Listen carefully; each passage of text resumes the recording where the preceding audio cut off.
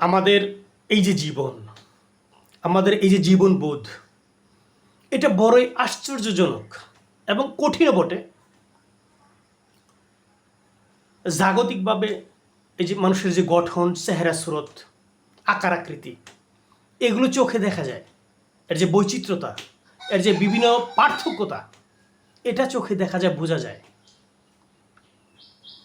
কিন্তু মানুষের মগজের যে মেধা, অন্তর্শক্তি, জ্ঞান, বুদ্ধি, আকল, পছন্দ, যাই বলি না কেন, এগুলো দেখা যায় না, এগুলো অনুভব করতে হয়। অনুভূতি শক্তি থাকলে এগুলো অনুভব করে বোঝা যায়। একটা হচ্ছে বাহ্যিক দৃষ্টিতে বৈচিত্র্যতা, পার্থক্য, আর হচ্ছে আভ্যন্তরী বা ভিতরের যে পার্থক্যটা, জ্ঞান, বুদ্ধি, আকল, পছন্দ বললাম, এটা অনুভূতি শক্তিতে বুঝতে হয়।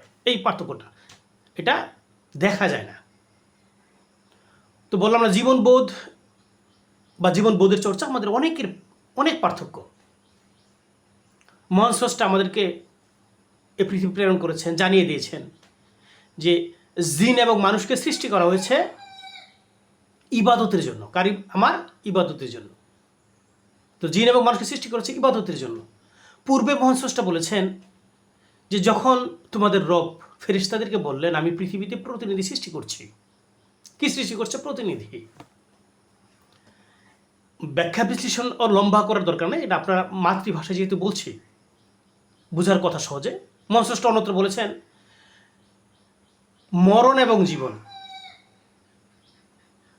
এবং জীবন সৃষ্টি করা হয়েছে তোমাদেরকে পরীক্ষা করার জন্য, যে তোমরা ভালো আমলে কে এগিয়ে থাকো বা শ্রেষ্ঠ হতে পারে। এই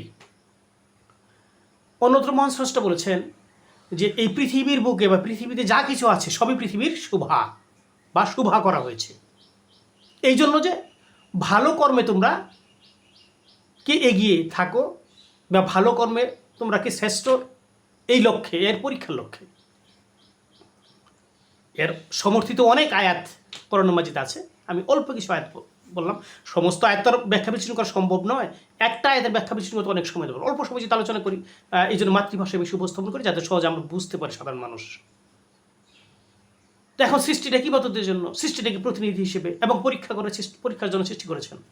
এখন আমরা জীবনবোধ সম্পর্কে একটু আলাদা পর্যালোচনা করি। আমরা কি কোনোদিন বসে নিরিবিলি অবস্থানে চিন্তা ভাবনা করে দেখেছি আমাদের এই যে মগজ বা জ্ঞান বুদ্ধি যে আছে, আকল পছন্দ আছে, অন্তরে যে একটা শক্তি আছে, যদি চিন্তা ভাবনা করেছি আমরা কোন সে জ্যোতির্ময় অবস্থানে একটা সময় ছিলাম? পৃথিবীতে আগমনের পূর্বে আমরা একটা জ্যোতির্ময়, একটা নূরময় অবস্থানে ছিলাম, যেটা আমরা আলমে আরোয়া বলি।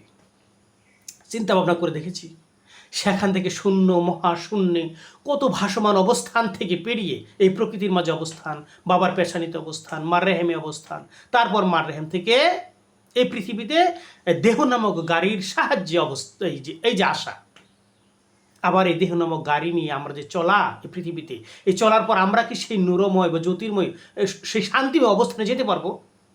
এটা একটা বিষয়টা আপনি একটু মনোযোগের সহিত শুনতে চেষ্টা করেছেন তো? না, আমরা যে একটা জ্যোতির্ময় অবস্থানে ছিলাম, সেখান থেকে শূন্য, মহাশূন্য পেরিয়ে এই প্রকৃতির মাঝে অবস্থান হয়েছে আমাদের বিভিন্ন অবস্থানে, তারপর যেভাবেই হোক বাবার পেশানিতে অবস্থান, তারপর মার রেহেমে অবস্থান, তারপর দেহ নামক গাড়ির সাহায্যে এই পৃথিবীতে আগমন। আবার এই দেহ নামক গাড়ি নিয়ে আমরা যে চলাফেরা করছি, আবার শান্তিময় স্থানে যেতে হবে, কারণ মহান স্রষ্টা একটা শান্তিময়, একটা শাস্তিময় স্থান রেখেছেন, একটা শাস্তির আর একটা শান্তির স্থান রেখেছেন। তো আমরা তো শাস্তি চাই না, আমরা চাই শান্তি। এখন আমরা কি চিন্তা ভাবনা করে দেখেছি যে আমরা সেই শান্তিময় স্থানে অবস্থান করতে পারবো? এটা আমাদের নিশ্চিত হয়েছে? আমাদের জীবন চলা, জীবন বোধ হয়েছে, জীবন চলা, জীবন চর্চা, জীবন কর্ম, এই জীবন কর্ম দেখে সেই শান্তিময় স্থান, শান্তিময় অবস্থান আমাদের নিশ্চিত হয়েছে, আমরা নিশ্চিত করতে পেরেছি? আমরা কি চিন্তা ভাবনা করে দেখেছি? এই একটা বিষয় আমাদের অন্তরের মধ্যে জাগ্রত হওয়া দরকার। আমরা এই চড়াইউত্তরের মাঝে আমরা কি আবার সেই শান্তিময় স্থানে যেতে পারবো? আমরা তো শান্তি চাই, শান্তিময় স্থানে যেতে পারবো আমাদের কর্মের দ্বারা? এই পরীক্ষায় আমরা উত্তীর্ণ হয়ে, ভালো কর্মে উত্তীর্ণ হয়ে আমরা কি শান্তিময় স্থানে পৌঁছতে পারবো? আমরা কোনো দিন একটু চিন্তা ভাবনা করে দেখেছি? অবশ্যই চিন্তা ভাবনা করে দেখা দরকার।